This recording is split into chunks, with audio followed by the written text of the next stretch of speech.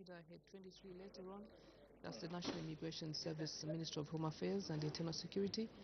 The House is also expected to consider Head 15, Minister of Home Affairs and Internal Security. And lastly, for today, Head 16, that's the Drug Enforcement Commission. And so as soon as the quorum is constituted, business will resume. 1/3 of members of Parliament need to be in the House in order for business to be transacted. The House, before the break, was considering the Public-Private Partnership Bill, which is at a second reading stage. That's the Public-Private Partnership Bill, National Assembly Bill number 18 of 2023. So we do expect the Minister of Infrastructure and Housing to finish off reading the objects of this particular bill. So do stay tuned right here as we continue to bring Parliament closer to you. Good morning.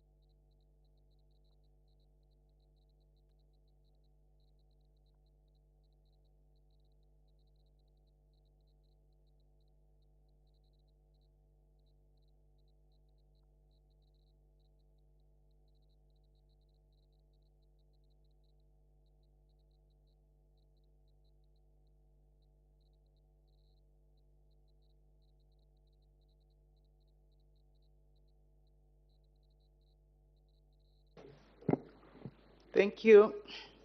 When business was suspended, the House was considering the second reading stage of the Public-Private Partnership Bill, National Assembly Bill number 18 of 2023, and the Acting Honorable Minister of Finance and National Planning was debating. May the Honorable Minister continue. Thank you, Madam Speaker. The Public-Private Partnership Bill 2023 proposes to strengthen the institutional mandate in line with the policy direction of creating a special unit that will play technical, advisory, and regulatory role for PPPs in Zambia. The bill has also improved on the powers and functions of both the department and the council in order to effectively implement and manage PPP projects. The bill has also strengthened functions of the department to include the collaboration in conceptualization and identification of projects, promoting investments in public-private partnerships, facilitating internal and external audits.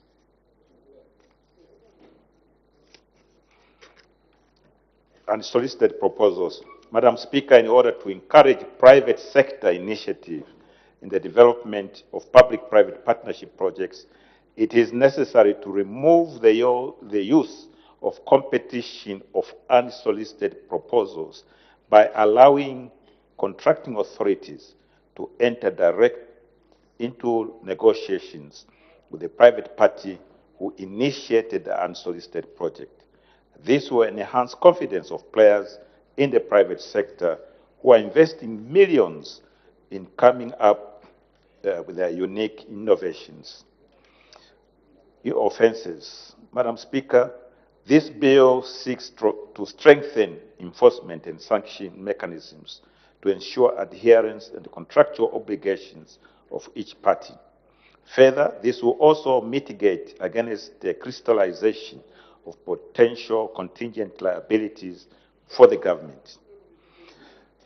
Project development funds. Madam Speaker, public-private partnership projects are complex in nature and as such require substantial financial resources and highly skilled expertise in the public sector, as well as transaction and advisors, especially during the early development phase of the project. Budgetary constraints of contracting authorities have negatively impacted on the ability to effectively undertake and fund certain core activities during the preparation phase of the project, such as project identification, selection, appraisal, and project procurement, among others. It is therefore imperative to establish a project development facilitation fund which shall support project development. Madam Speaker, in order to enhance and encourage participation of local suppliers and contractors, it is imperative that the new law provides for a concessionaire on a project to subcontract at least 10% of the total value of the project to local contractors.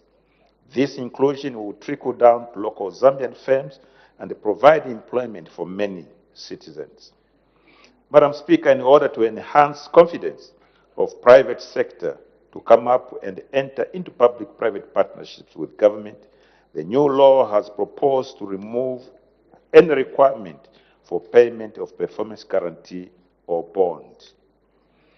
In conclusion, Madam Speaker, I'm confident that the enactment of the Public-Private Partnership Repeal and Replacement Bill 2022 will enhance the delivery of sustainable public-private partnership projects that offer value for money, benefits to the public, and it creates an enabling environment to boost local participation in public-private partnerships and increase investor confidence.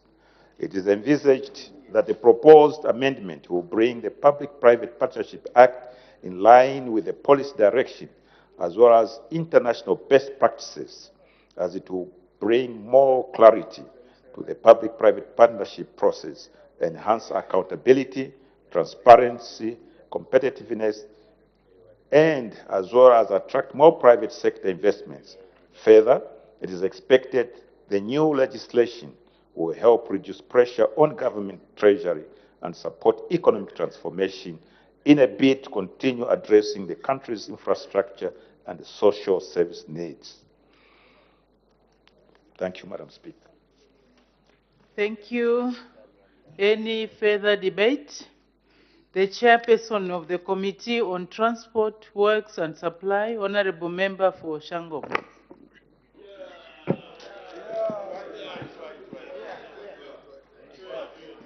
Thank you, Madam Speaker.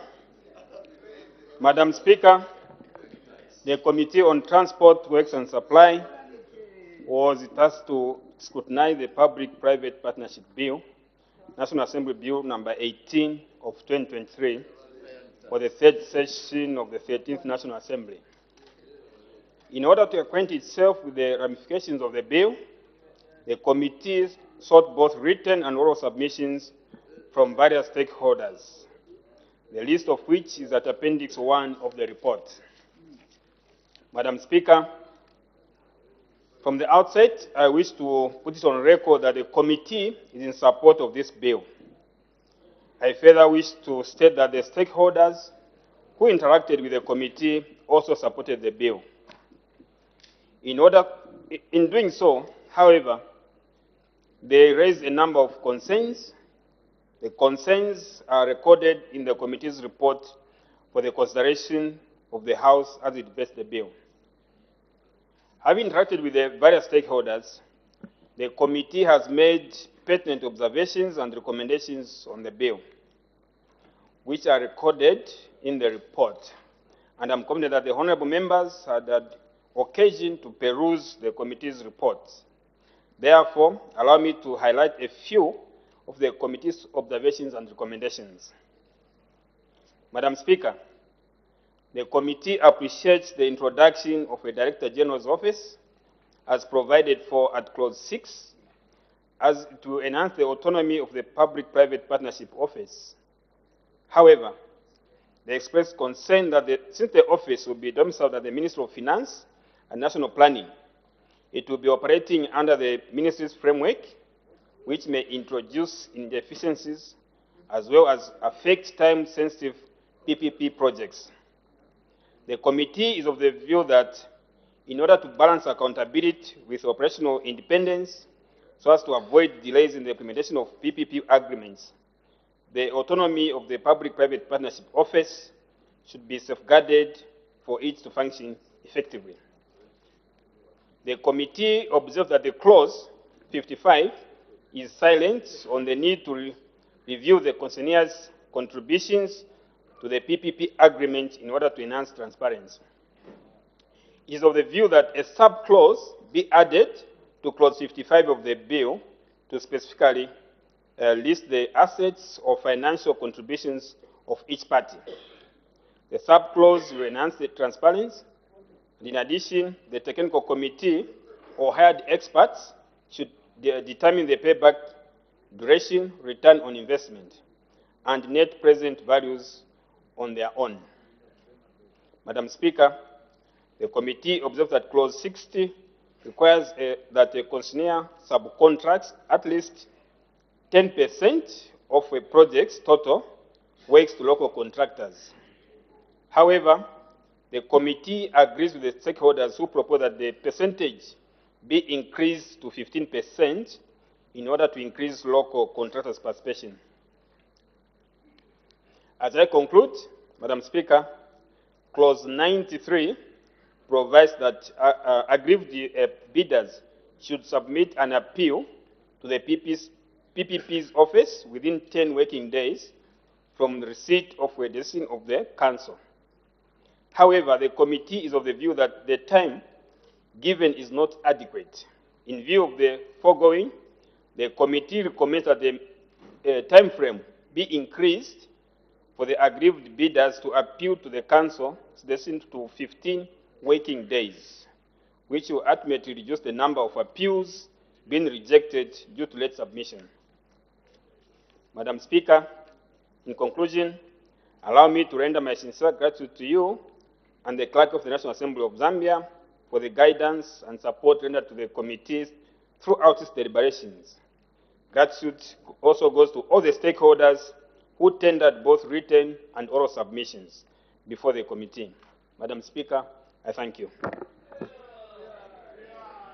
Thank you. Any further debate? The Honorable Member for Momba.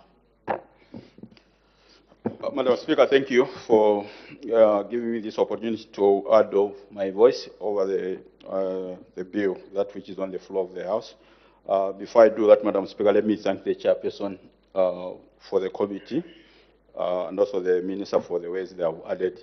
Madam Speaker, these are the bills that which needs to come before the House for purposes of transparency and also to enhance our oversight. I want to refer, Madam Speaker, my debate on the clause which the committee did a recommendation, and that's clause number 55, which, Madam Speaker, allow me to read the same, which says, under clause 55, on the contents of the PPP agreement, which includes obligations of the parties to the PPP arrangement, the committee is of the view that there is need for a sub-clause which will provide explicitly the financial contributions of assets of each party. This is necessary for purposes of enhancing transparency. Very important recommendation from the committee, Madam Speaker. You are aware that Zambia now is in a very, very bad situation in terms of the debt that which we have. And why we are there is such some of the issues like the lack of transparency. Madam Speaker, you are aware that for a long time, this House has been struggling with the enactment of the loans and guarantees. I think that is an act which was done in 1965, somewhere there. But it has taken successive governments time. In fact, they were not willing to bring it on the floor of the House until the UPND government came into power, which did enact, in fact, what is now called the Public Debt Management Bill. In doing so, Madam Speaker, then it means whatever loans that which is contracted should come through to the House for the members to approve such. And as it is now in the last 2 years running, we have seen the House where the Minister of Finance and National Planning has been bringing to the House the annual borrowing plan, which, Madam Speaker, is an indication of the goodwill of the European government to ensure that there's transparency in these issues. However, Minister, as you look at this bill, my contribution on clause 55, when it comes to issues of talking about transparency, for now, you realize that the PPs, these are public-private partnerships, which are being signed, do not give details. Because you know, under the Public Debt Management Act, it is very clear that PP is also a part of the debt. So, for example, currently under the annual borrowing plan, which is the Minister of Finance does bring to this House, there is no component as to what is constituted in terms of the PPPs, which in fact PPs are also a part of the borrowing by the government. So it would be good to see in detail, or maybe before an MOU is signed of that partnership, for maybe this House even to also approve, bring that to this House so that we know in detail. The clause talks about the length and the amount that which is involved, but I think also there's a gap there, because we need also to see the source. Is that money which the government is committing itself coming from maybe the domestic resource mobilization, or are we borrowing to meet the matching point from maybe the private entity that which you are going into an agreement with? So it is very important. I thought maybe I should add that going forward, and since now that we are showing that we are enhancing our transparency in terms of how we do things, it is very important also for you, Minister, to indicate if an MOU is signed on the issue of the PPs, where are you getting that money to undertake such a project? Are you borrowing? And if it's a borrowing, then it is a requirement that we need to see that in the annual borrowing plan, so that then we know. And that will avoid what happened in the recent past, where you find the country doesn't know how much is sitting on in terms of the debt. Because some of the borrowing, I'm told, Madam Speaker, that will be done maybe on the plane, will be done in some lodges like institutions such as Parliament, that which is supposed to approve such. So I thought maybe I should indicate to just emphasize that there is need for us to know where you are getting the sources of such a kind of arrangements when you are entering into an agreement with the private entities. Madam Speaker, allow me to end here. Thank you very much for the time you gave me.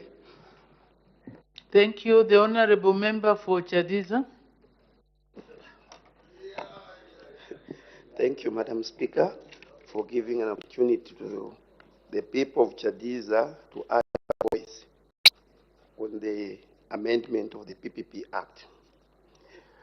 From the onset, Madam Speaker, I would want to state that I'm in support of this amendment, and I would like to congratulate you, Minister, for bringing this bill to this House. Madam Speaker, it's a notorious fact that the PPP approach to executing projects would relieve pressure from the National Treasury and allowing government to relocate some of the most important resources to other sectors of the economy. However, Madam Speaker, I want to state, maybe I would want to respond to some of the issues that may come in people's views with regards to why is it that this bill was before the floor of this House. Madam Speaker, in the past, the PPP approach to doing roads especially was a failure, or it was a nightmare. But as we have seen in the recent past, Madam Speaker, there's a lot of progress with regards to executing programs or projects using the PPP arrangement with regards to executing roads projects. Why is it that, Madam Speaker, that in the past there used to be almost zero under this category of executing the road programs? Madam Speaker, what the minister has done is what actually was denying us to execute projects under PPP model. One, the legal framework was weak. And that's why in my preamble, I've expressly congratulated the minister that this is what we needed. Madam Speaker, the other matter which was affecting the execution of programs, especially under roads, under PPP model, was corruption, Madam Speaker. Madam Speaker, just imagine I've been a player in this field. I would like to declare interest. Madam Speaker, there are instances in the past where we would bring an investor to come and invest in this sector of our economy. He comes up with he does a feasibility, which indicates the level of contribution, capital contribution that you would want to bring into the economy. And the civil servants, the other players, would come up with their own capital investment, including some of the things that actually are necessary so that money ends up in the pockets of the people. Now, for instance, Madam Speaker, if an investment, for instance, is $80 million, you would find these civil servants would entice or collude with the investor or request the investor to double the amount. And you know the nitty-gritties of a PPP. There's a return period. So if $80 million can be returned in 20 years, how much time do you need to retain $160 million? Who would be interested in such kind of business? Madam Speaker, these are some of the vices that actually denied us an opportunity as a country to move in the right direction or develop using a model which was very much ideal for the economy of then that time, which was actually had a very limited fiscal capacity. I thought that is important as an introduction. Madam Speaker, we would want to welcome the subcontracting inclusion. You know, in the past, subcontracting was just a policy. Honorable Minister, we have been crying for you for successful government to bring this to this House so that we make it into law. And you have just struck the nail on the head. You know, Honorable Minister, what used to happen is this. Some of these contractors, under the previous arrangement, they would be claiming that they would subcontract these works to up to 20%. You know what they used to do? They would only subcontract works which are non-profitable to Zambians. So what happens? They get the most profitable works, keep to themselves, subcontract Zambians to those works actually which are difficult to execute and non-profitable. And now making it into law, Honorable Minister, will be able now to compel these investors to give us what rightly belongs to the Zambians. Honorable Minister, the other exciting issue that we have brought in this bill is to do with the issues to do with the government participation in coming up with the investment, the total cost of the investment. Honorable Minister, especially under unsolicited bids, where government was just was just an observer. You would find that a private entity would go and do a feasibility out there, come up with a total cost of the project that government had no input whatsoever. Some of these costs that they used to come up with are very much exaggerated. I remember very well under the late President Michael Sata, may he so rest in peace, the first thing that he did before we embarked on these PPPs was to do feasibility throughout the country. I remember very well, even the most popular road, the Katunda, Lukuru, Mumbeji to Watopa to Mumbeji. There is a report, there's a feasibility report that was done. And even the honorable member is aware. By the late president, under the late President Michael Sata, he knew exactly what he wanted. You cannot come up with an unsolicited bid when you as government don't have an idea whatsoever how much that road costs. So now, with you bringing this bill here and the inclusion of where you are coming up with a technical competent team that will be able to offer an alternative bid to alternative estimate to whatever these private entities will be coming on, it's most welcome, Minister. It will seal the leakages of losing money into pockets of private people. Honorable Minister, we also welcome the inclusion of some of the mechanisms that would stop, that would close or seal leakages of finances, like those that are lost through standing time and those that are lost through delayed payments. With these few contributions, Madam Speaker, I thank you.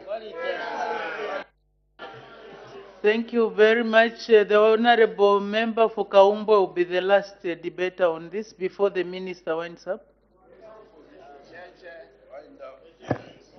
Thank you very much, Madam Speaker, for giving me this opportunity to echo my sentiments on the PPP bill. This bill cannot come at a better time than this. Private partnership projects, as a country, we need to leverage on the expertise and the resource base of the private sector to complement government efforts in delivering infrastructure projects. In the delivering of these PPP projects, I'm glad to see that the bill is addressing the following issues. The setup of the PPP office. The setup of the PPP office is cardinal in the sense that we are going to leverage to make sure that the projects will be procured in a transparent and accountable manner. Currently, as a country, we have rolled out several infrastructure, more especially in the road sector, several infrastructure projects that are under PPP. It is worrying that the concession period for most of these projects is almost the same, 25 years. There is need that a PPP authority to come up with intervention measures for monitoring and evaluation.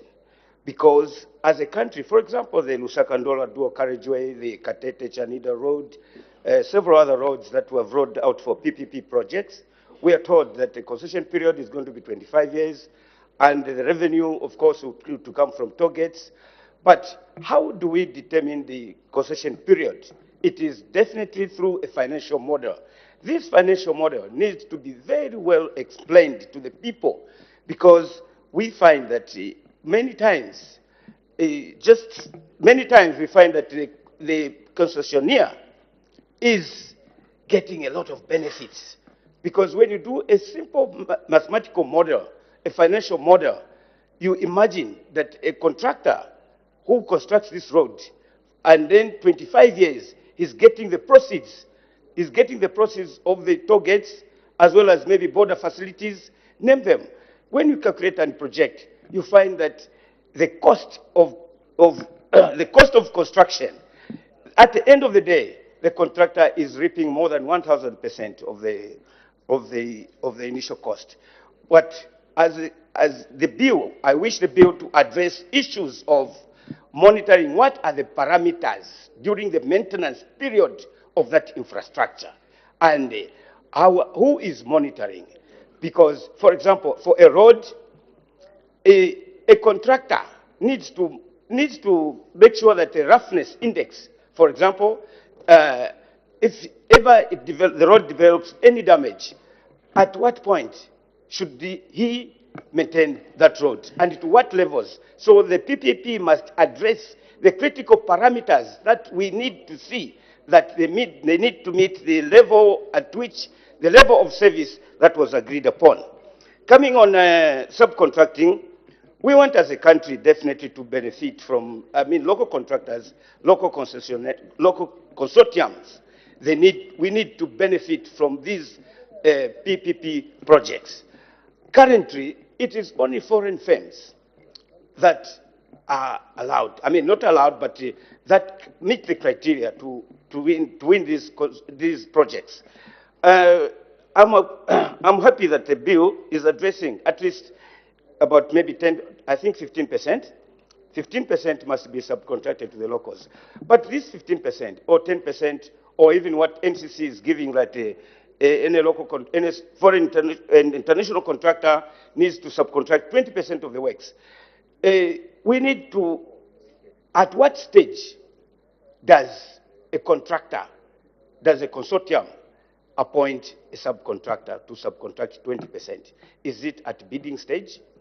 Or, because currently the practice is when the consortium wins the project, that is when they look for a local subcontractor to be subcontracted 20%.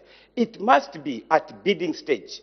At bidding stage, the contractor, the consortium needs to go into joint venture with a local contractor to be subcontracted 20%, and the scope of works must be included in the bidding document. Otherwise, we end up a situation like what is happening now, a major contract that is won by a foreign contractor to subcontract 20%.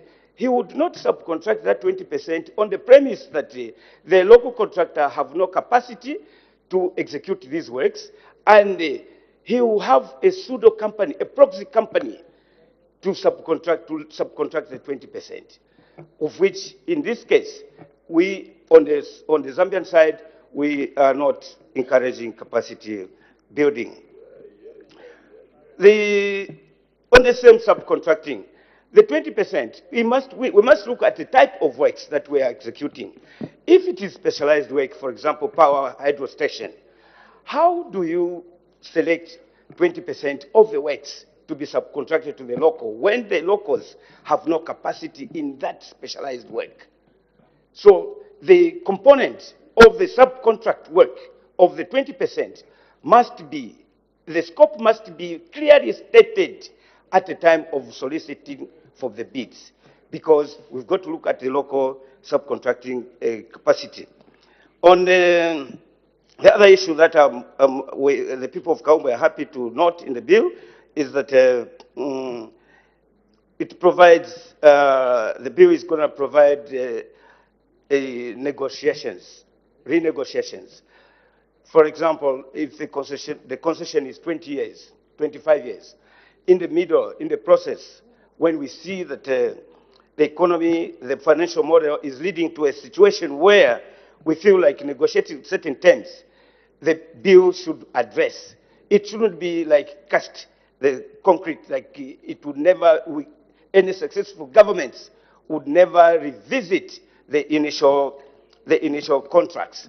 So this gives us room to maneuver in such a way that we all end up at a win-win situation. With these few remarks, I support the bill. Thank you. Thank you very much. The Honorable Acting Minister of Finance and National Planning, winding up debate. Thank you, Madam Speaker. First of all, I don't know what has happened. Certainly the level of debate, even though this is a fairly technical bill, is very impressive. I think all those that have participated have brought out very pertinent issues that are very helpful. The chairman of the committee, the honorable member for Shangombo, we hear what you say in terms of the need to ensure autonomy of this directorate. And we also hear what you say about the need to raise the local participation maybe to something a bit higher, maybe 15%. Honorable member for Momba, again, the major part is really this subcontracting. But let me clarify for honorable member for Momba. So far, what we have done in terms of PPP projects is to remove government completely from funding. That's why we are saying we do not stress the balance sheet of the country. Even in terms of sovereign guarantee, we are not participating with that. The whole financing arrangement is shifted to the private party. However, going forward, I can envisage situations where we have PPPs where government is also requested to put in money. And for example, if you look at West Street, because that's a social service, we can have a situation where government also puts money. And you are right, when that happens, that money, if it is borrowed, would definitely be part of the borrowing plan and of a necessity to come to Parliament, to this House. Honorable Member for Chadiza, Engineer Daka, transparency and connivance in the doubling of costs. Let me assure the Honorable Member that part of this bill is to ensure that we do have transparency. But in addition to that, whether it is an unsolicited bid, where the bidder does a feasibility study, what government do have is the ability to generate their own in-house estimates, so that even if the feasibility is done by an outsider, it is compared against our own internal estimate. So to make sure that we look after the resources of government. And delayed payments, I think in this particular case of PPPs, that does not arise because it's the private party that sources the funds and carries out payments. The Honorable Member for Kaumbwe is right. This is meant to leverage on the expertise and the resource base of the private sector. Yes, he's questioning why concession periods are similar in a number of these things. But that concession period, as he quite rightly say, is determined by the financial model. And he must also understand, the Honorable Member, that within that financial model is a revenue sharing mechanism. And if you look at what has been done so far, the share of government progressively goes up as the concession period progresses. And sometimes these periods are determined to ensure that the services provided is affordable to the local citizens. The subcontracting at bidding stage, yes, I think that is a concept that needs to be done. But let me use this occasion to say, bidding for PPPs is not the preserve of foreign companies. I ask Zambian contractors, Zambian engineers, please now come up with consortiums and place bids. You have the expertise. Foreign investors do not come with suitcases of money to undertake these works. Once you have done the feasibility study through a bankable document, that is what is used to get funding. And there is funding throughout the world that will help us ensure that we do have Zambian private parties participating. It's the wish of government to make sure that that happens. Madam Speaker, I thank you. Thank you. I put the question. The question is that the bill be now read a second time. As many as are of that opinion say aye. Aye. Of the contrary say no. The ayes have it. The ayes have it. The question is resolved in the affirmative. Let the bill be read a second time.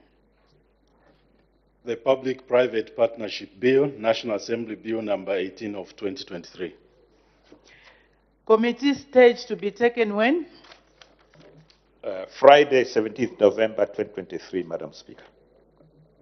Thank you. Committee stage to be taken on Friday, 17th November 2023. Next order. The Criminal Procedure Code Amendment Bill, National Assembly Bill number 19 of 2023, third reading. The Honorable Minister of Justice. Madam Speaker, I beg to move that the bill be now read the third time. The question is that the bill be now read the third time. Any debate? Any objection? The question is agreed to. Let the bill be read the third time. The Criminal Procedure Code Amendment Bill, National Assembly Bill number 19 of 2023. Next order. The Penal Code Amendment Bill, National Assembly Bill number 20 of 2023, third reading. The Honorable Minister of Justice. Madam Speaker, I beg to move that the bill be now read the third time. The question is that the bill be now read the third time. Any debate? Any objection? The question is agreed to. The bill Let the bill be read the third time. The Penal Code Amendment Bill, National Assembly Bill number 20 of 2023. Next order. Estimates of revenue and expenditure, including capital and constitutional and statutory expenditure, Committee of Supply, resumption of committee work. The House will now resolve into committee.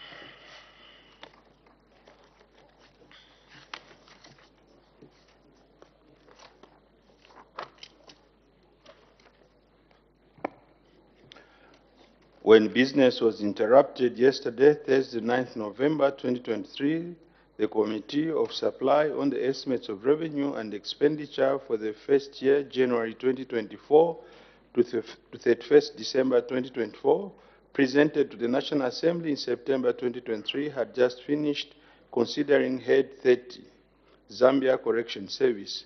We now move to Head 23, National Immigration Service, Ministry of Home Affairs and Internal Security.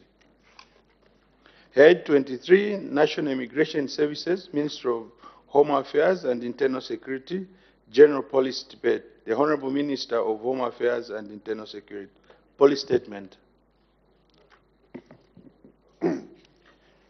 Chairperson, let me thank you for this opportunity to present the estimates of revenue and expenditure for the Department of Immigration for the period 1st January to 31st December 2024.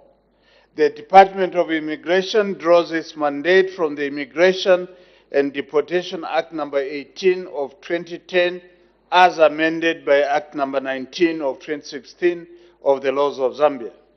Its mandate is to facilitate and regulate the movement of persons entering and leaving the country and control the stay of immigrants and visitors in order to contribute to internal security and sustainable socio-economic development. Chairperson, allow me to comment on the performance of the department during the current fiscal year. The overall performance of the department during the last 3 quarters of 2023 has been generally satisfactory. Under border management, the department facilitated entry and exit of persons at all ports of entry and prevented irregular migration by conducting border patrols. In an endeavor to control the stay of migrants in the country, the department issued various permits to immigrants in the country in order to regulate their stay.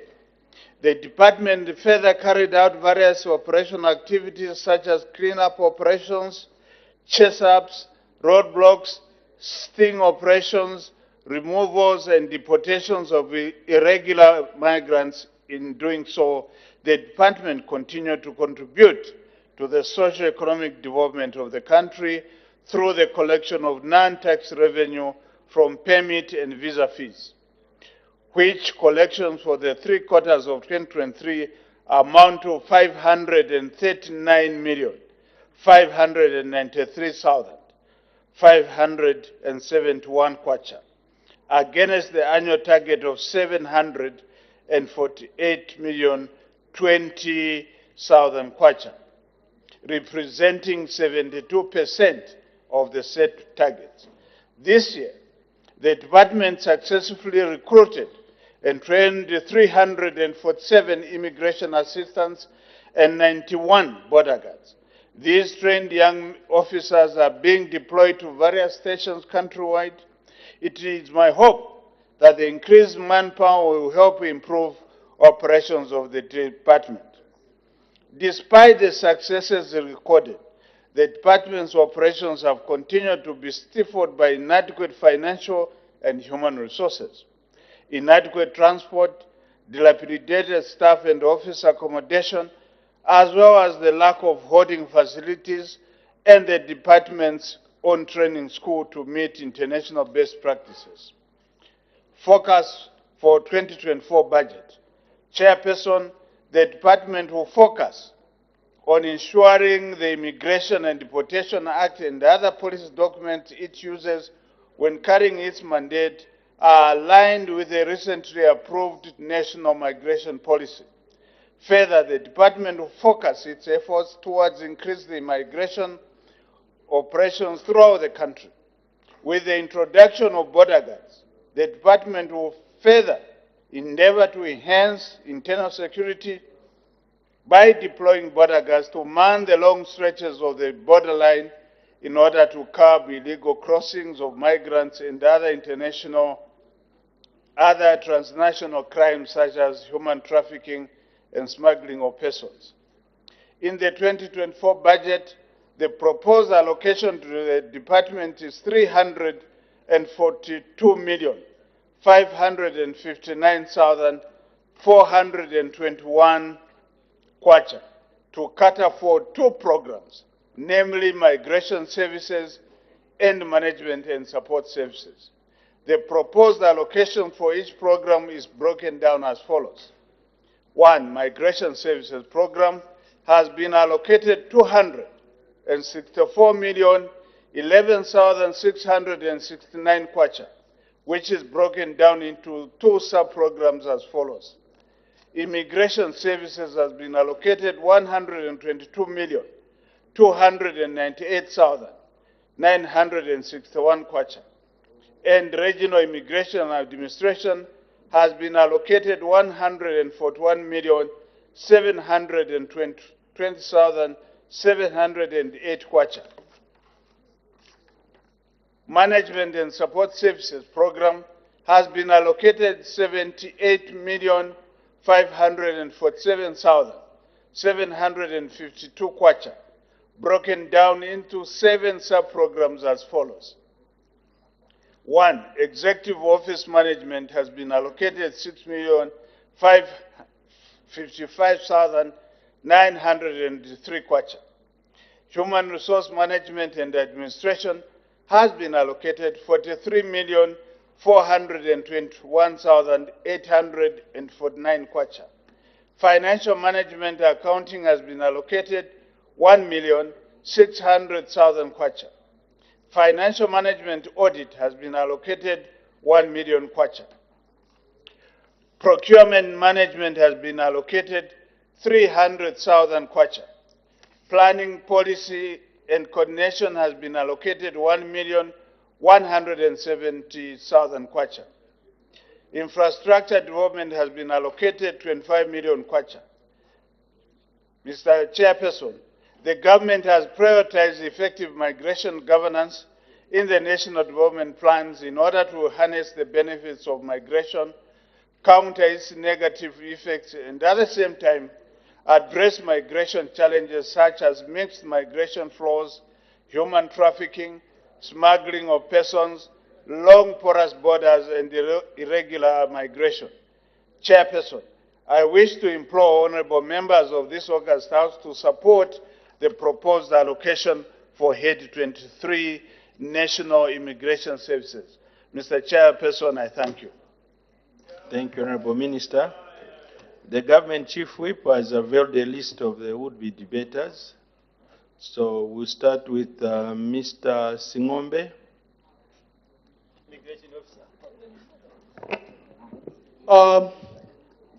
Mr. Chairperson, I thank you for giving me this time to debate on Head 23, which is immigration, a department that I worked from, and I want to thank immigration for training me.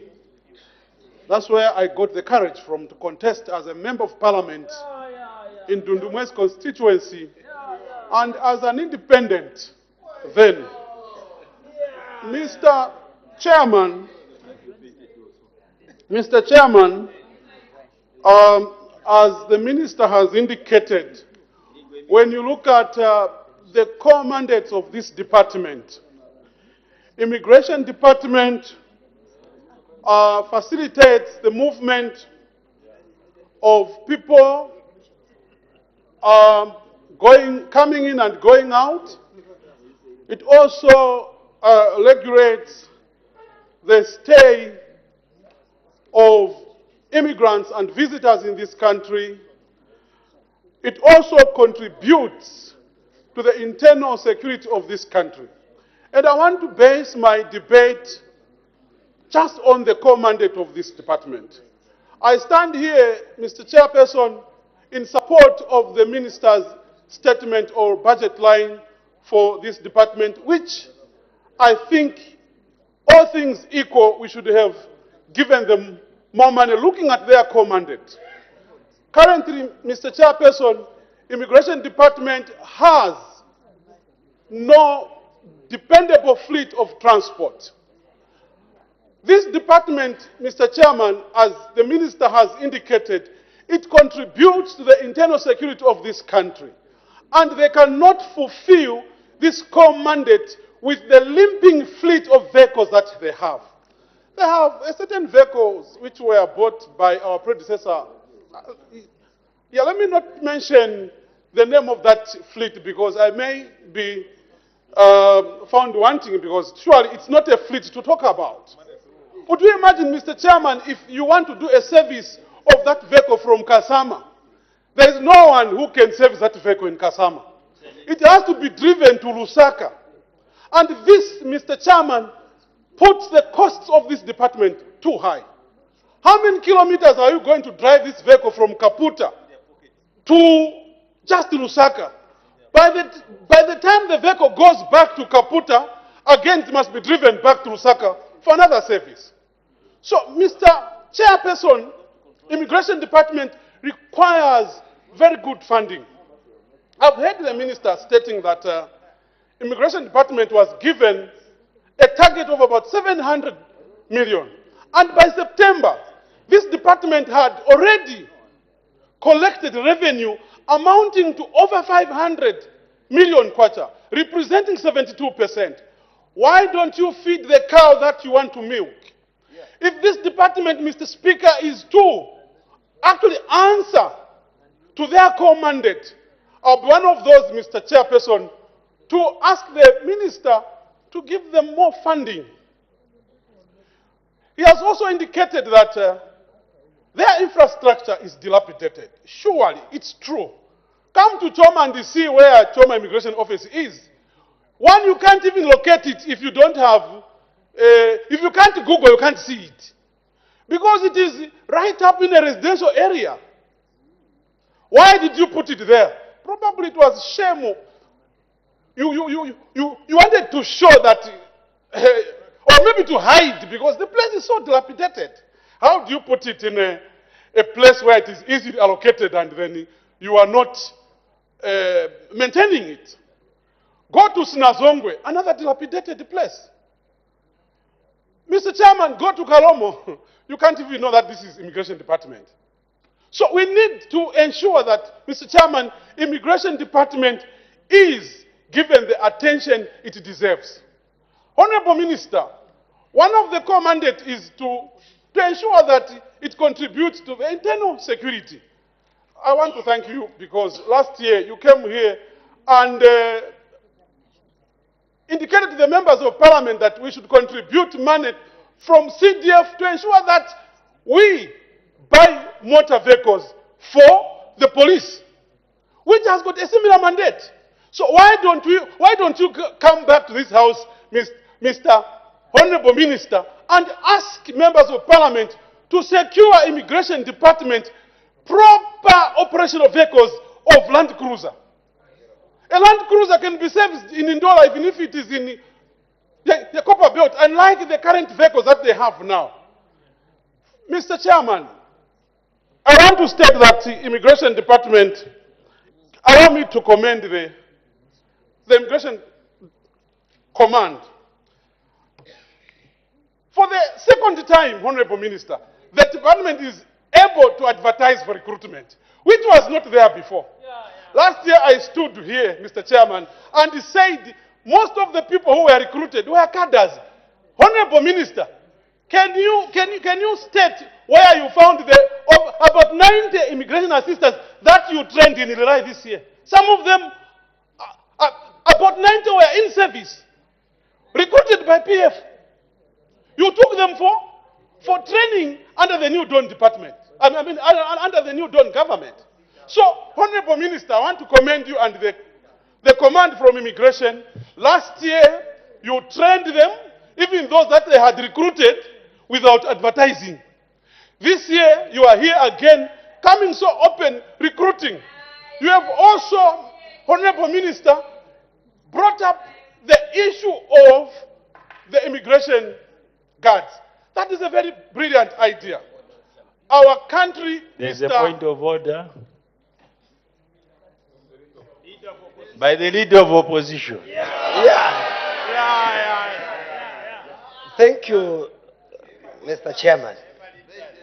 Mr. Chairman, I rise on a serious point of order, pursuant to Standing Order 65. Mr. Chairman, I'm seated here comfortably. Seated comfortably, listening to the debate and enjoying the proceedings. Is the honorable member for Dundumwezi in collaboration with the honorable member for Katombora? Are they in order to insinuate that as the new PF, the PF, true PF, employed cadres to such an important institution like immigration? Mr. Chairperson, I need a very serious ruling to this honorable member. Order. The honorable member for Dudumwezi was out of order. Because he couldn't substantiate that just like the leader of opposition, I said that you were supposed to put forward to lay it on the floor that it's true they were recruiting cadres. So the honorable member was out of order, the leader of opposition.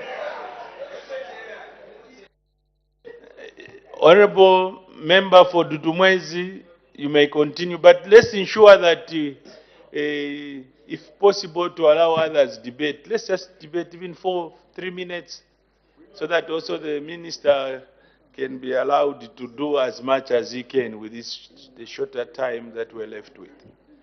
You may continue. With pleasure, Mr. Chairperson. The new PF is very innocent, but I would want to know why they were not advertised when they were being recruited. Where did they find them?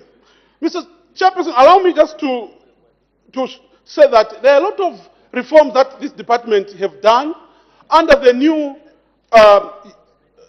leadership. Review of the Immigration and Deportation Act to align with the current immigration environment and natural migration policy launched in December 2022 under the new Dawn government. Honorable Minister, job evaluation and regrading, the department is working with the Emoluments Commission to scientifically review the salaries and conditions of service. 3, introduction of the new position of border guards, which I said that this is a commendable job. You know, our country, Honorable Minister, is very porous. With this introduction of the border guards, definitely they will create a buffer zone to ensure that undesirable people come into our country.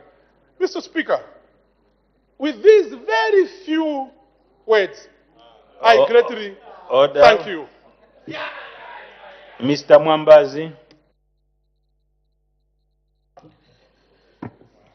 Thank you, Mr. Chairman, and thank you, Honorable Minister of Home Affairs and Internal Security, for your policy statement. Mr. Chairman, let me, from the onset, state that I support this budget. And Mr. Chairman, the National Immigration ensures that they regulate the entry and also living of personnel, also the stay of immigrants and visitors through border management and patrols. And that's a very, very important and integral part to ensure that it trickles to internal security in that aspect. So it is very important, Mr. Chairman, that this important department of the government is adequately funded, as it were. If we quickly look at the provisions in this yellow book, like the minister has already stated, in terms of infrastructure development, we are looking at 2023 was 5 million, now it's 25 million. I think we cannot overemphasize the fact, just like the debate from my honorable colleague, Honorable Singombe, that immigration, if you look where they're dotted around, infrastructure is not in good state. So it's important that this important department is adequately funded. I know we are talking about fiscal space and how we can ensure that some of these departments are well funded to ensure that they have effective border patrols, they have effective facilities, they have effective motor vehicles to carry out their mandate effectively. Mr. Chairman, let me proceed to comment on refugee and asylum management. In 2023, there was 4.3 million, and 2024, there's no provision, as it were. I want to comment and also just plead with the ministry that this is also an important factor of refugees, because we don't essentially plan for some of these eventualities and destabilization. We can have internal displaced people, we can have the external displaced people who trickle down to our country to ensure that they are safe, and we cannot return them back. So it's important that this program is also funded to that effect to ensure that we cater for refugees and asylum seekers, as it were. Mr. Chairman, let me quickly also comment on Regional Migration Administration. We commend the government for moving from 2023 was 100 million to 141 million. This is also another important aspect because it ensures that this department can carry out its mandate effectively to ensure that it regulates the immigrants as well as our visitors, and also that they've got adequate tools, equipments to carry out their mandate effectively to that aspect. Mr. Speaker, I thought that I would comment on those few things in which I want to state that I do support this budget, but essentially we can do much more and ensure that we equip our colleagues, even as they implement the Zambia immigration systems, which is in terms of ICT. Also, Minister, I think on this aspect and avenue, I want to urge you that we push that they have got adequate funds to that aspect so that they can implement fully this system, which is also interlinked with the Smart Zambia to that effect, which also culminates into ensuring that government can also collect revenue through these systems, through payments of visas and other facilities which are done by the Department of Immigration. Mr. Chairman, I thought I would comment on those issues. I thank you as I support this budget. Thank you. Mr. Chanda.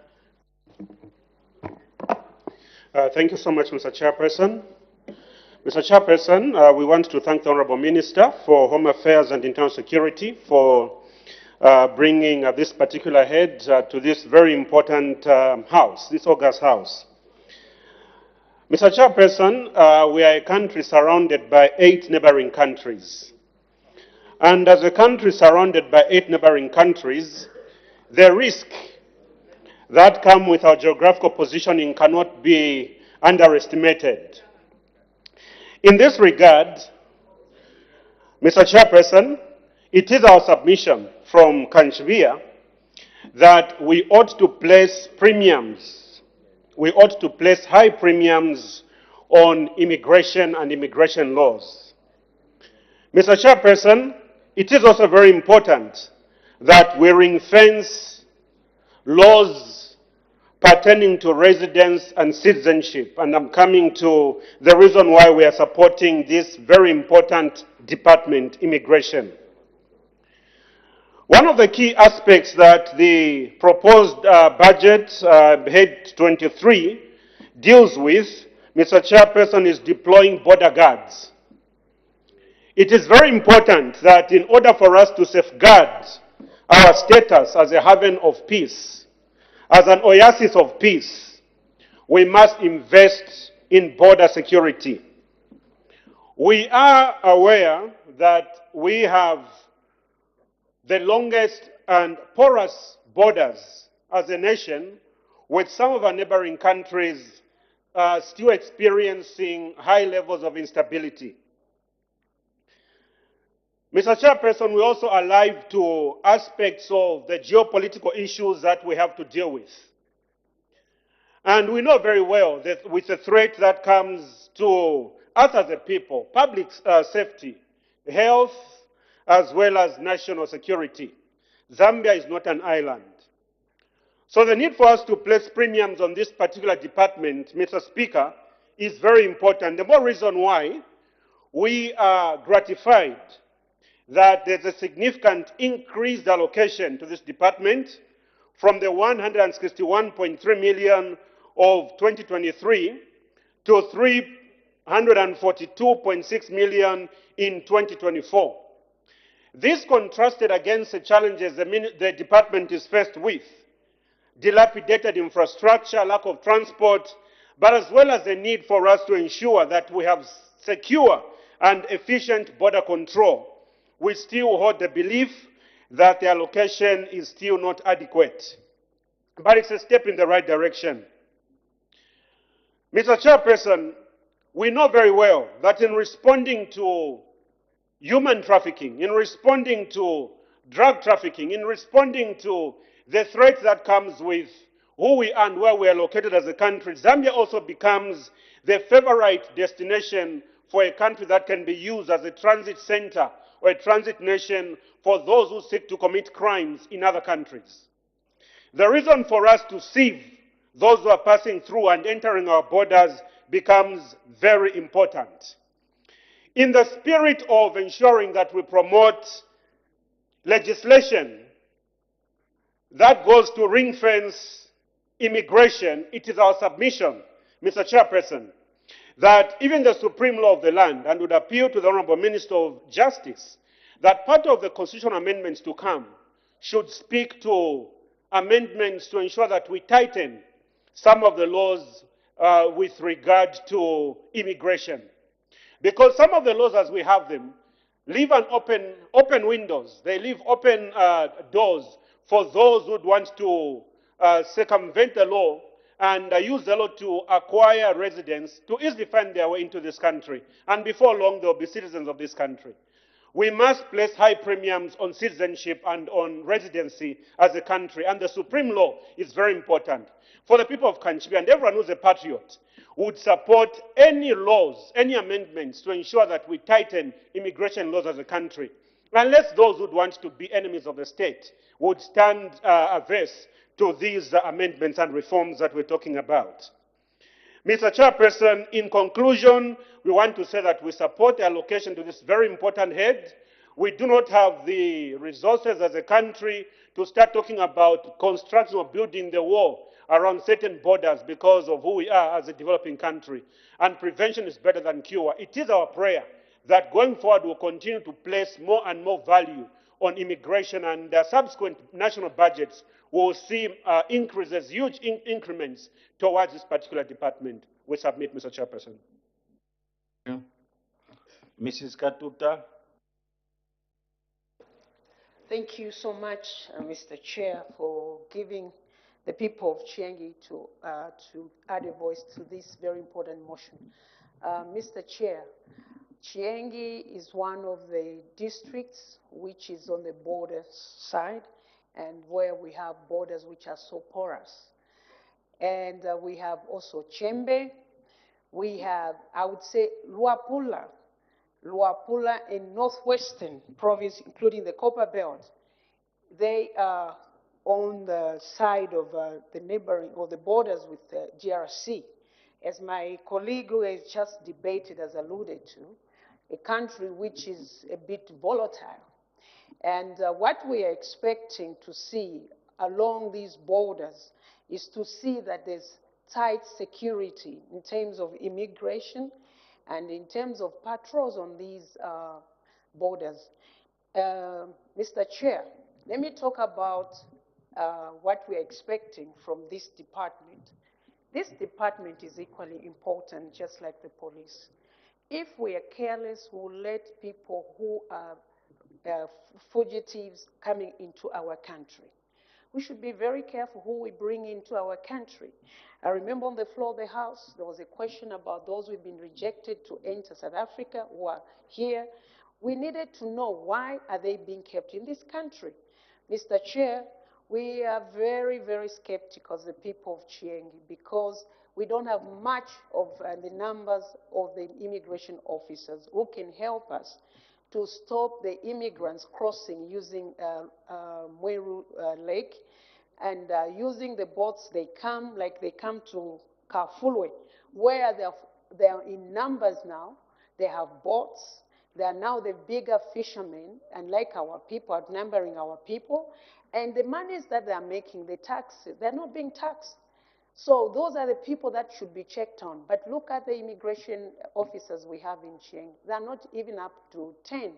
So as a result, we are having immigration having it so smoothly to enter into our country. Other countries, even at the airports, to enter their countries, you feel like you are in a war zone. The way they will just check you. I don't think when I look at our airports, when we are going to board planes, we are not being searched like the way we'll be searched when you're in Rwanda, where they don't care whether you're a diplomat, you're carrying a diplomatic passport. In Nigeria, it's the same thing I have to mention. I'm talking of the countries where I've been. So it's very important that even us, we should tighten up our security at the airports. We should not just say, no, they will just pass through that security check thing, and then you have to go through all those scanners that other countries have. And we are looking up to the immigration as well. And when you at the airport, Mr. Chair, sometimes it's shocking that the system is so slow. We don't even know if it's the information that our immigration officers are putting in the system is accurate. That's why it's very important that this department is also taken seriously. And even when it comes to allocation of funds, we should not take it lightly. My last word is that Honorable Minister Jack Mwimbo, can you please work in hand with the MP for Chiengi and help us? We have a lot of illegal immigrants in Chiengi, and those are the ones who come with the guns, and I've reported to you they've been killing our people because the immigration officers, they don't have much of the capacity to curb these people. I will insist in Kafulwe, that's the point of entry that they're using most because they use boats. I thank you, Chair, and I hope the cry of the people of Chiengi has been heard. I support the budget line. Thank you. Thank you. The Honorable Minister to wind up debate. Thank you, Mr. Chairman, for allowing me to respond to the issues that have been ably raised by my colleagues. I'll start with my colleague, the Honorable Member of Chiengi, before she goes out. I want to assure you, Honorable Member of Parliament, that your concerns have been noted, as you have noted that for the first time in the history of this country, we have employed border guards. The detachment of border guards graduated about 3 weeks ago. We'll be having another recruitment of another 100 to ensure that these, when they are deployed, they work effectively. We'll be buying 25 motor vehicles to enable the border guards work effectively. So we have taken note of that issue. In response to the issue that has been raised by my colleague, the Honorable Member Bwana Mkubwa, Honorable Mwambazi, the issue of refugee and asylum seekers vote has moved to vote 15, Ministry of Home Affairs. There's an allocation that will cater for that. I also take note of the issues that have been raised, and especially the proposal that has been made by the Honorable Member of Parliament for Dundumwezi and supported by the Honorable Member for Ndora Central, that we buy motor vehicles for the immigration using CDF. That is very acceptable if it's acceptable by all of us. Mr. Speaker, I would like to thank most sincerely for the submissions that have been made by my colleagues. Thank you so much. Thank you. Head 23, National Immigration Services, Ministry of Home Affairs and Internal Security. Head total, 342,559,421 kwacha. Any debate? Any objection? I see none. I put the question. The question is at Head 23, National Immigration Services, Ministry of Home Affairs and Internal Security. Head total, 342,559,421 kwacha stands part of the estimate. As many of that opinion say aye, of the contrary say no. The ayes have it. The question is resolved in the affirmative. Head 23, National Immigration Services, Ministry of Home Affairs and Internal Security. Head total, 342,559,421 kwacha is ordered to stand as part of the estimate. We now move to Head 15, Ministry of Home Affairs and Internal Security.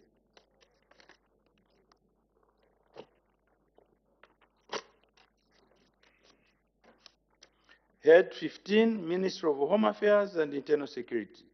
General Police Debate. The Honorable Minister of Home Affairs and Internal Security. Mr. Chairperson, let me thank you for according me the opportunity to present before this August House a policy statement on the 2024 budget estimates for Head 15, Ministry of Home Affairs and Internal Security.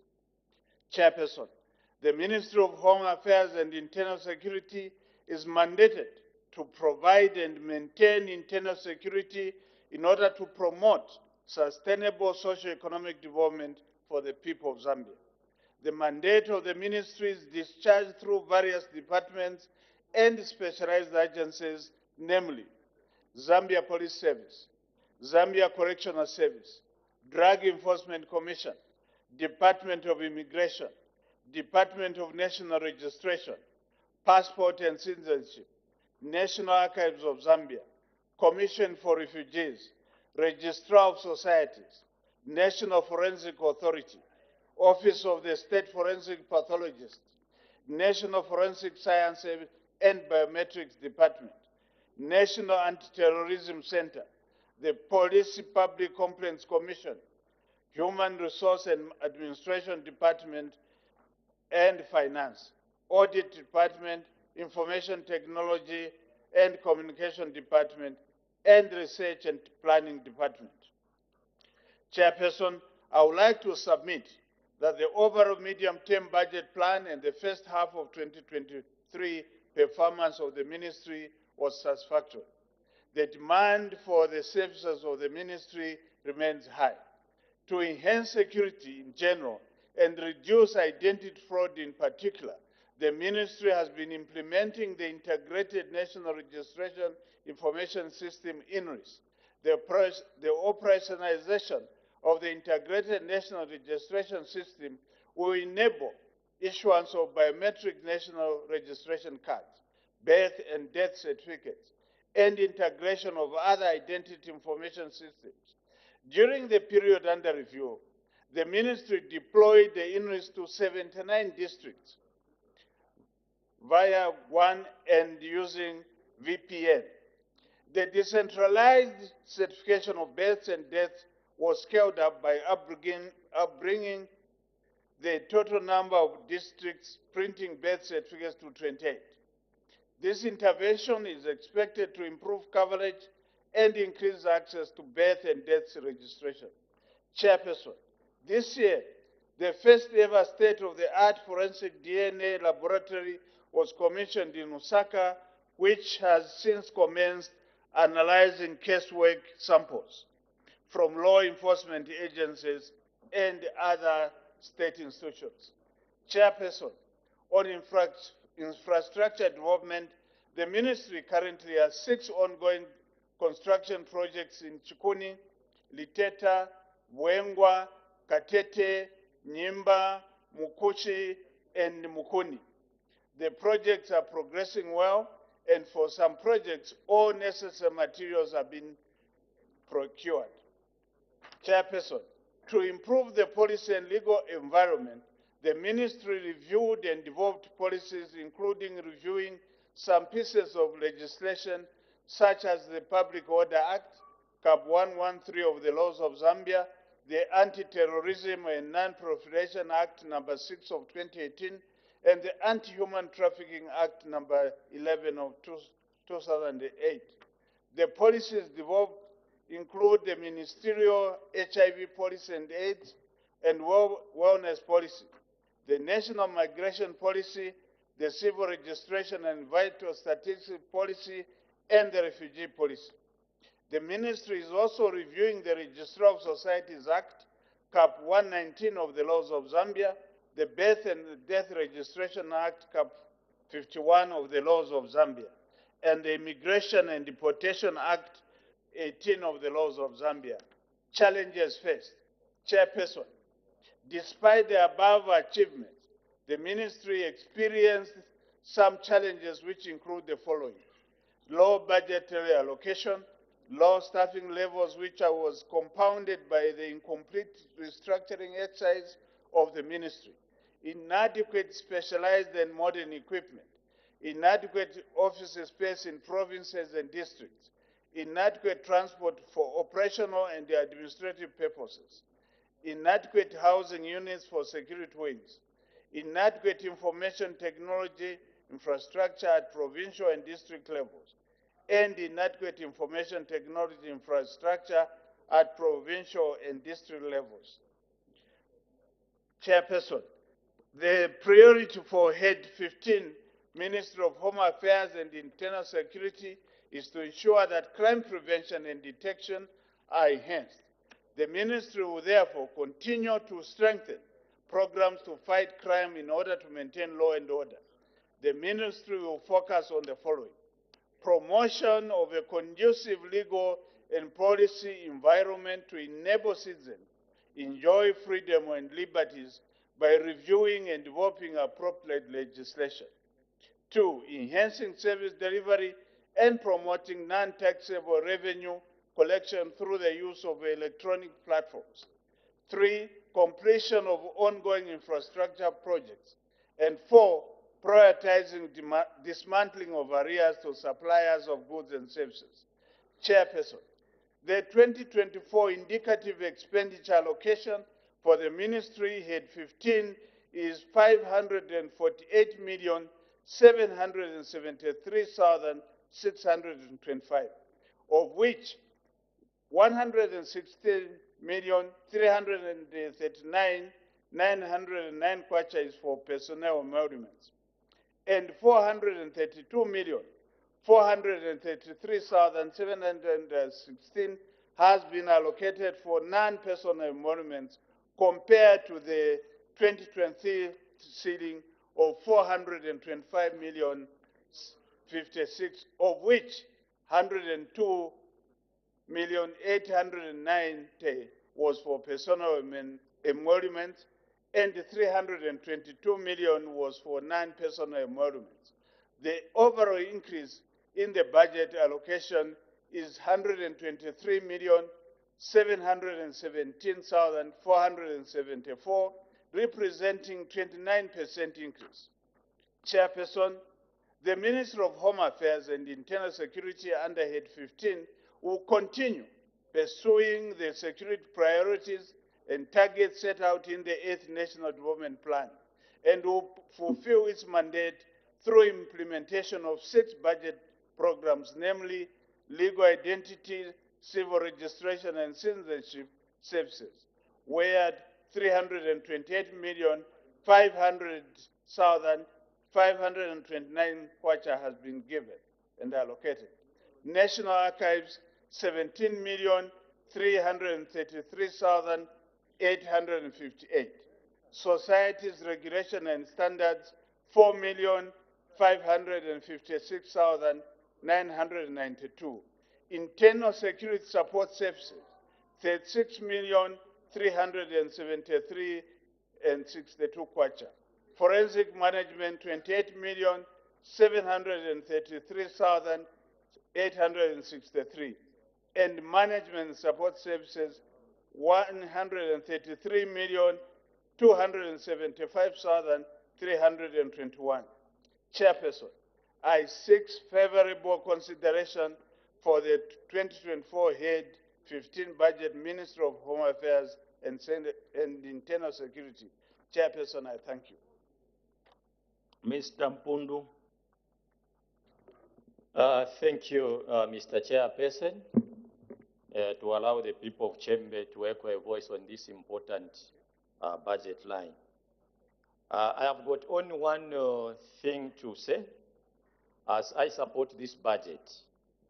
The Ministry of Home Affairs and Internal Security is mandated to provide and maintain internal security in order to promote sustainable social and economic development for the people of Zambia. And when you look, the departments in which or heads that this ministry supervises, they have got a key role to play in our society. But many are times that the budget line to all the heads that falls under this ministry, they are underfunded. And to some degree, it has made certain departments to be labeled, to be corrupt. Mr. Chairperson, this ministry and the department that it oversees, the heads, they work under the conditions where there are pull and push factors. So, all what as we support this budget is that the ministry in general needs to work on the ceiling lines of the heads that it oversees, starting from the police, immigration, also correction service, drug enforcement commission, and many other departments. This is the only way in which we are going to see a degree of efficiency in our officers. It's not that we have got bad officers in this age, but one of the key factors that is lagging not to receive the services that the community needs is because of the underfunding.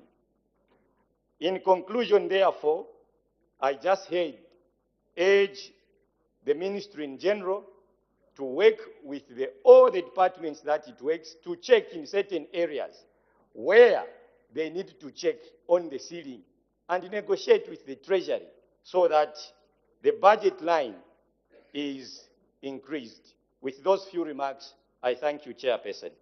Mr. Anakoka.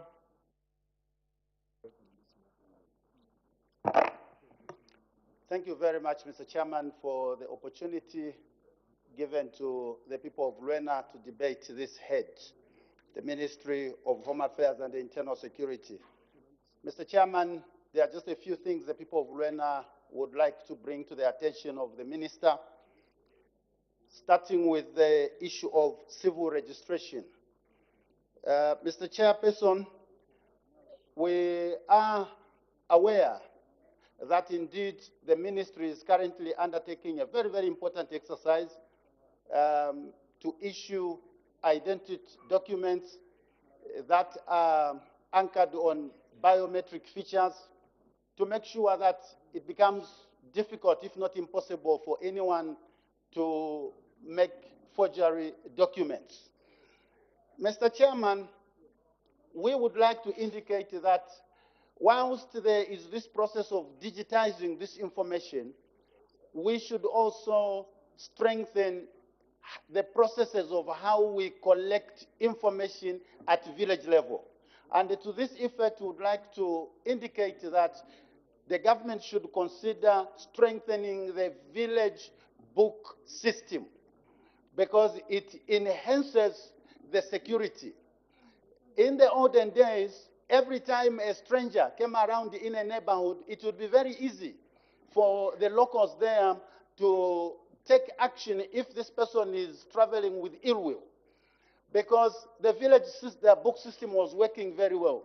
Today, we are unable to account for a lot of people that have settled in various parts of our rural areas in the country. And this becomes very difficult or more prevalent, especially in areas bordering neighboring countries.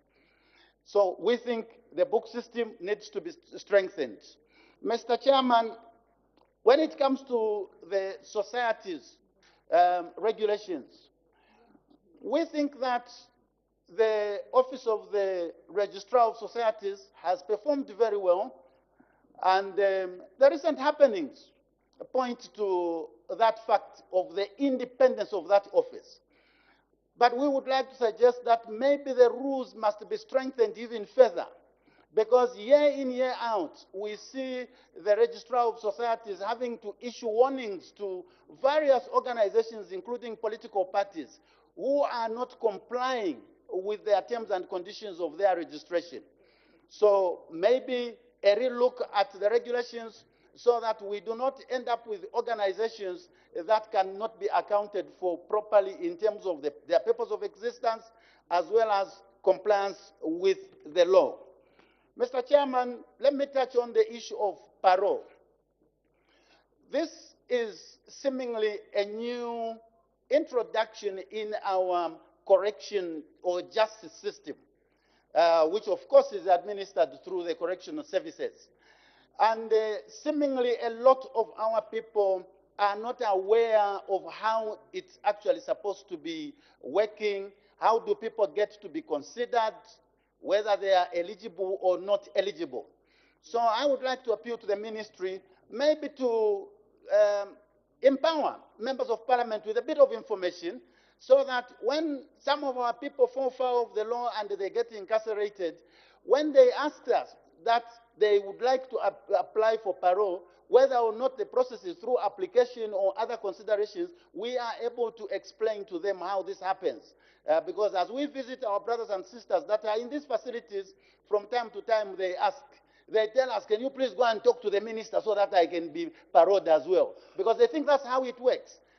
So a little bit more of information and sensitization in that area will go a long way for citizens to understand that this is part of the desire to correct the behavior of our brothers and sisters that have fallen foul of the law.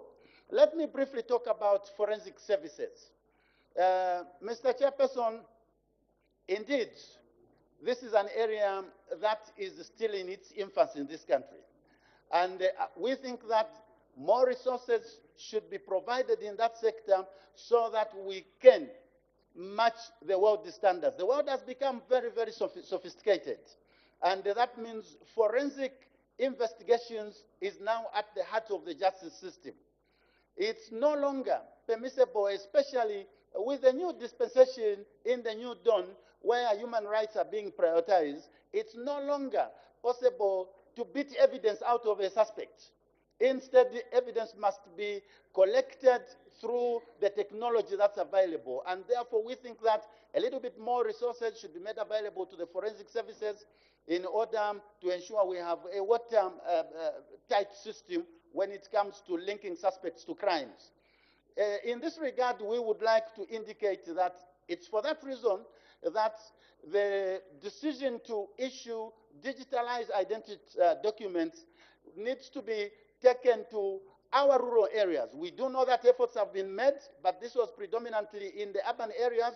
And so we understand this is an exercise that will take quite a while because it's a massive exercise to be completed successfully. But we would like to encourage the ministry to reach every corner of this country to ensure our citizens are given the recognition and the identity that they deserve. Otherwise, the people of Luena are in support of this vote, and we would like to wholeheartedly encourage the ministry to continue working very hard as it has done. And we think internal security can only be improved if we have got accurate information and accurate data collection systems. Thank you very much, Mr. Chairman. Mr. Onyema. Thank you very much, Mr. Chairperson. Mr. Chairperson, I would also like to thank the Minister for his policy statement, and we outrightly support this vote, Mr. Chairperson, particularly with regards to the amendment of the Public Order Act to what is now may be called the Public Gathering Bill. As you may know, Honorable Minister, this act has continued to infringe on the rights of assembly and association for many years, despite there being various case law like Christie Murundika and 7 others versus the people, insisting on the importance of the freedom of association and assembly. So, Mr. Chairperson, through you, Honorable Minister, I'd like to commend your ministry that finally this act will be normalized and that the issue of freedom of association and assembly, which are well enumerated in our Bill of Rights, can be fully expressed by our citizens. Mr. Chairperson, I'd also like to take note of the identity and civil registration exercise. Honorable Minister would also like this exercise to reach as far as the very, very, very rural areas, as far as Nalolo West, where we border with Congo and Angola, so that we can have all our citizens' identity digitalized.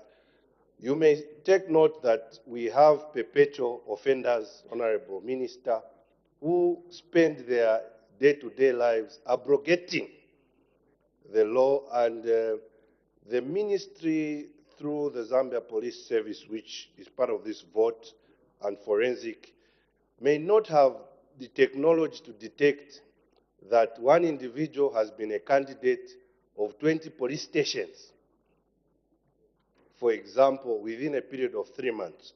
It is very important that the database of citizens is digitalized so as to enable the follow-up mechanism of ending criminality is also followed. Also, I take note on the increase of the budget with regards to refugees and asylum seekers. It is very important to note that with the advent of war that is ravaging the world, it is inevitable that each country will historically have refugee and asylum seekers.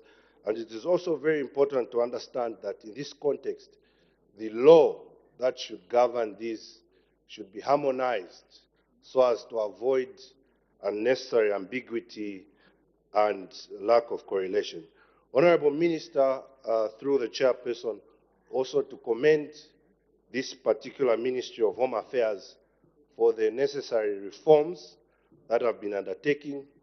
Your office, Honorable Minister, is very accessible to everyone. We've been there several times.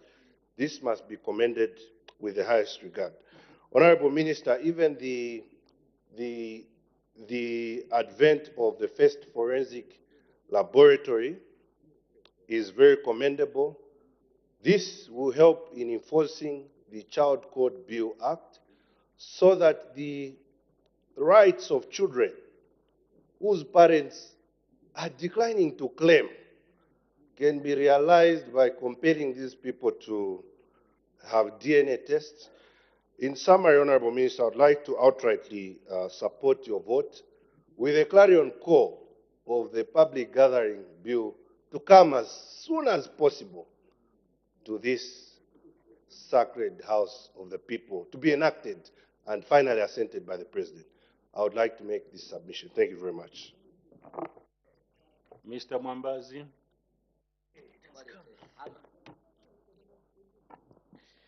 Thank you, Mr. Chairman, and let me take this opportunity to thank the Minister of Home Affairs and Internal Security for the policy statement. Mr. Chairman, I'll focus on 3 or 4 things. The issue of refugee and asylum management. Thank you, Minister. I've seen it, that you've clarified that issue, and it's also highlighted here on head 15. Then let me also take this opportunity, Mr. Chairman, just to congratulate the Minister for that forensic lab. It's very important because it ensures that government now, through the police, can holistically look at some of those complicated cases and ensure that justice can be brought to those people who commit such offenses to that effect. Then I've looked at forensic management 2024, but I do believe that it has come down to forensic management services, where there's forensic pathology services and all that. Minister, this is commendable. Let me quickly look at financial management under auditing. Mr. Chairman, this is one of the important aspects, looking at the magnitude of the Ministry of Home Affairs and Internal Security, that it's represented, if not all, in all districts and all provinces, that it's important also to foster accountability.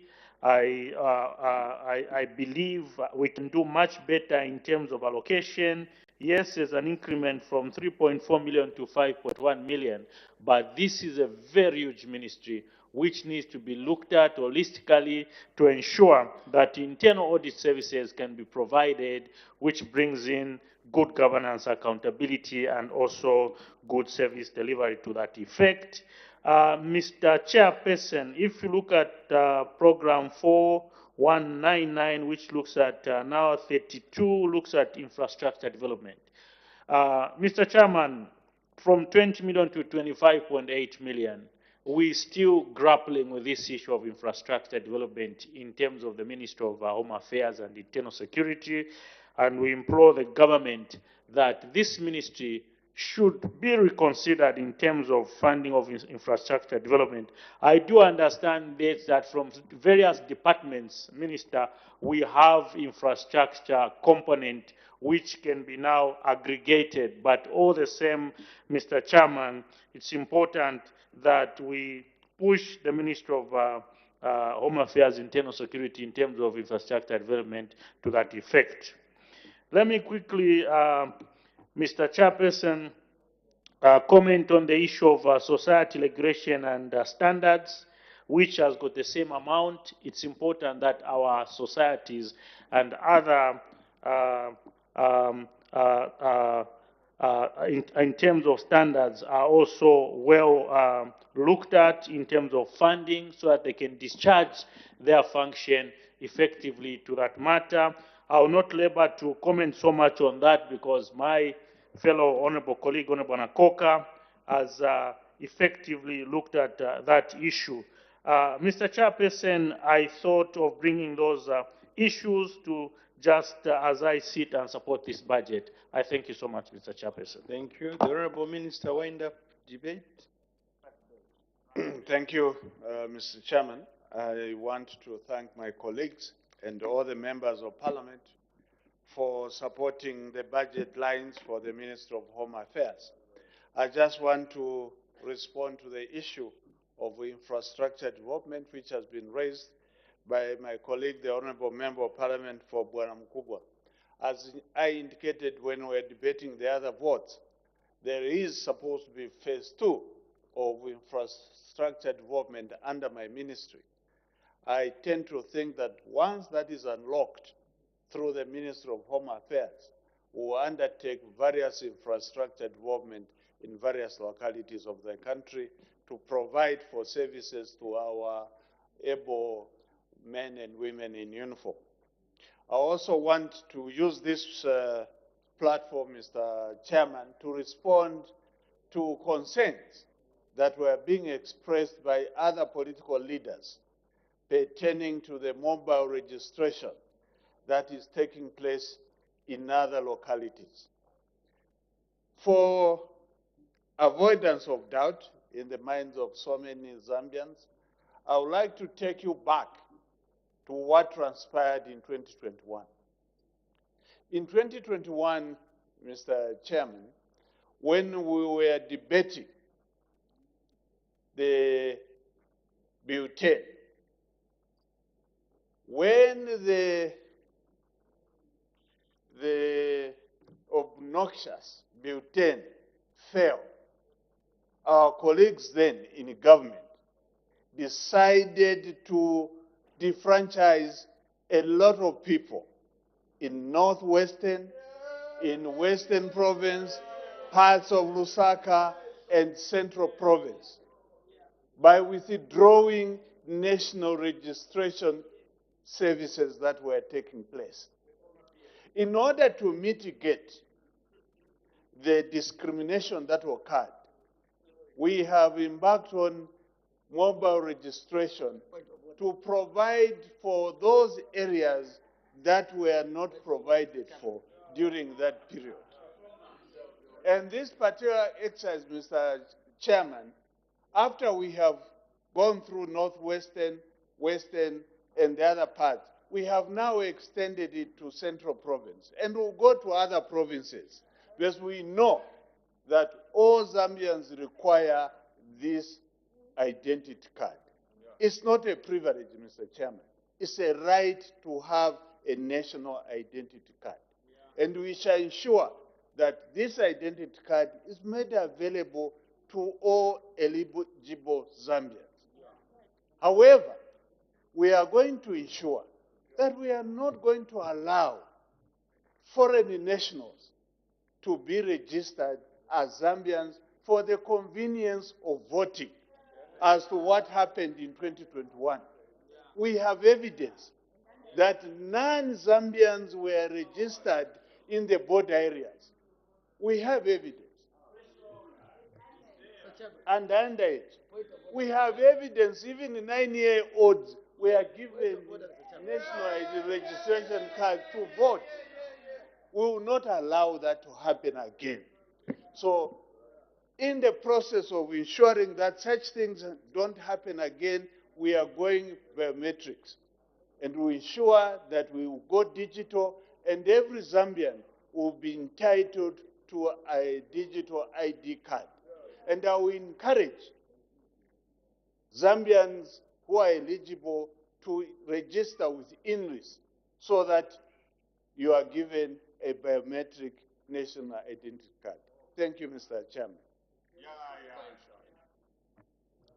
Head 15, Ministry of Home Affairs and Internal Security. Head total, 548,773,625 kwacha. Any debate? Any objection? I see none. I put the question. The question is that Head 15, Ministry of Home Affairs and Internal Security, head total 548,773,625 stands part of the estimate. As many of that opinion say aye. Of the contrary say no. The ayes have it. The question is resolved in the affirmative. Head 15, Ministry of Home Affairs and Internal Security, head total 548,773,625 is ordered to stand as part of the estimate.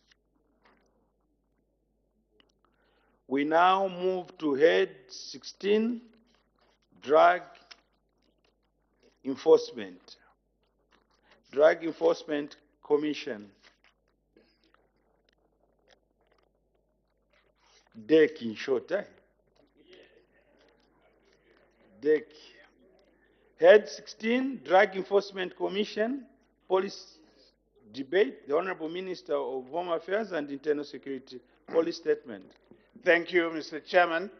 Let me thank you for according me the opportunity to present before this August House a policy statement on the 2024 budget estimates for Head 16 Drug Enforcement Commission.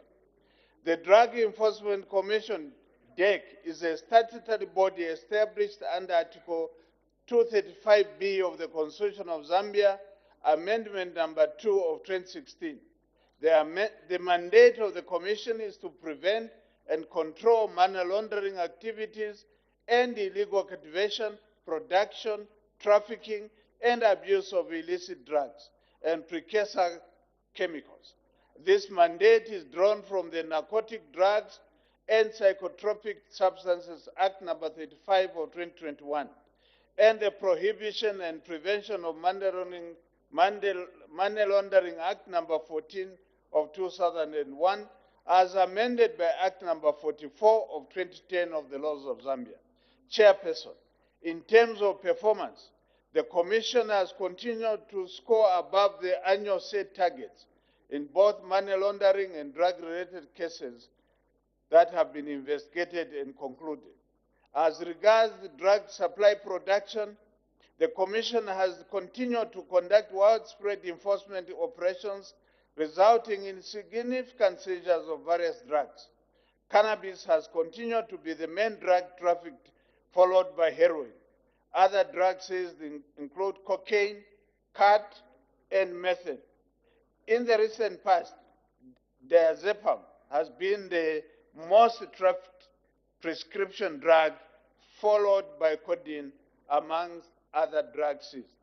Under drug demand reduction, the Commission has continued to conduct drug prevention awareness activities in institutions of learning, communities, and workplaces. In order to increase coverage, the Commission has strengthened the use of mass and social media platforms. Further, to facilitate community ownership and build capacity for program sustainability, the Commission has also prioritized peer education, family and parenting skills trainings. On the other hand, the promotion of new drug abusers has remained high, and the Commission has continued to provide counseling services to drug-dependent persons, of which most are school pupils. Chairperson, drug and substance abuse has continued to be a threat to national security, public health, and socio-economic development of the country, as you have noted the issues of junkies. This is evidenced by the increase in the number of drug-dependent persons. I wish to inform the nation that most of those junkies are under the influence of drugs. To deal with the drug problem issue more effectively, government will construct a rehabilitation and skills development center at an estimated cost of 223,800,000 kwacha.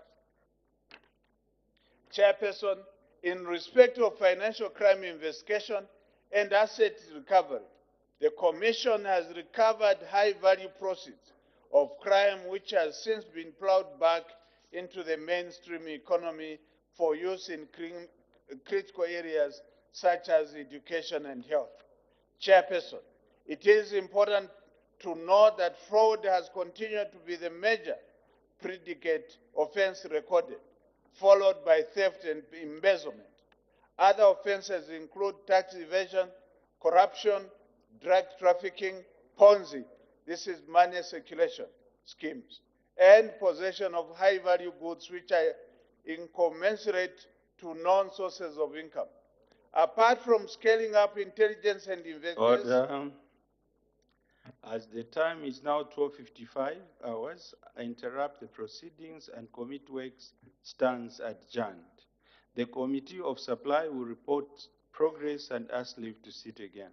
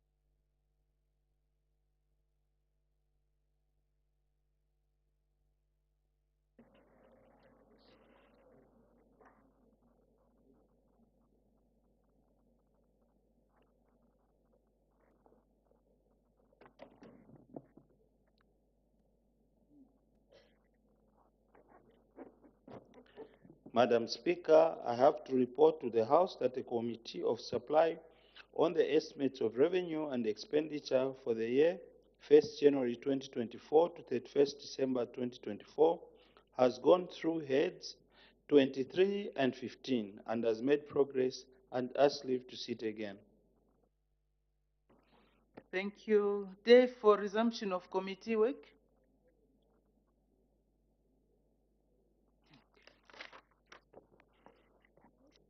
Next Tuesday, Madam Speaker.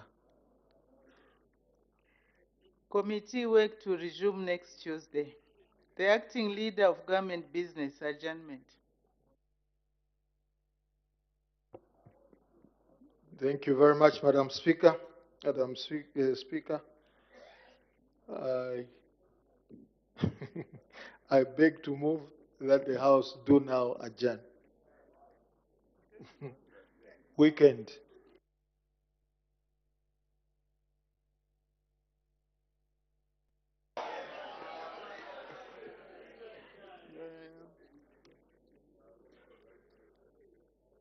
Order.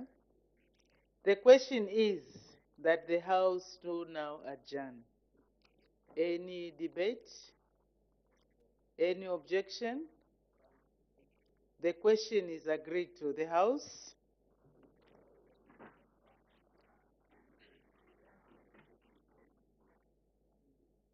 is now adjourned.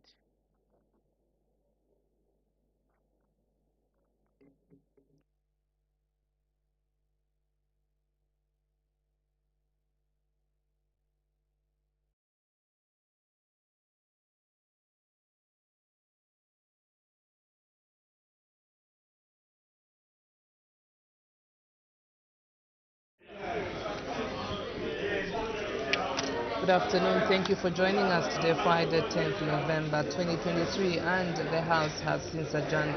Business resume next week, Tuesday. Time now to look at what has been transacted on the floor of the House, starting at 09 hours. Madam Speaker did make two announcements. In the first one, she did inform the House that she will be launching the Public Financial Management Handbook on Tuesday, 14th November 2023. The launch will be in the Amphitheatre Parliament buildings. The launch will provide an opportunity for honourable members of Parliament and key stakeholders to appreciate the content of the PFM Handbook, which was developed with support from the European Union. The launch of the PFM Handbook will be followed by the unveiling of the Parliamentary Budget Office building at 20 Kwacha Road, Olympia Park. The unveiling would take place at the new Parliamentary Budget Office to enable honourable members know the location of the office and the services that are provided there. And all honourable members of Parliament are therefore invited to attend the launch, which will be held from 09:30 hours to 11 hours. Attendance will be on a voluntary basis. In the other announcement, Madam Speaker did recognize the presence in the public gallery of students from the Zambia Open University School of Law, Lusaka District. On behalf of the National Assembly of Zambia, Madam Speaker warmly welcomed the visitors in our midst. After that, Madam Speaker did permit the Minister of Health to render a ministerial statement on the hosting of the 3rd International Conference on Public Health in Africa, scheduled to take place from the 27th to the 30th of November 2023 in Lusaka. And so the Minister did say that the CPHI 2000 aims to provide a unique platform for African researchers, policymakers and stakeholders to share scientific findings, collaborate on research and implementation, and chart a shared course towards a more secure future for Africa. And so the CPHIA 2023 will be hosted by the Africa CDC and African Union in partnership with the Zambian government through the Ministry of Health and the Zambia National Public Health Institute. And the planning for the international conference will include leading experts from Zambia, Africa and around the world. 5,000 or more people from all over the world will be in attendance. And so the Minister did encourage members of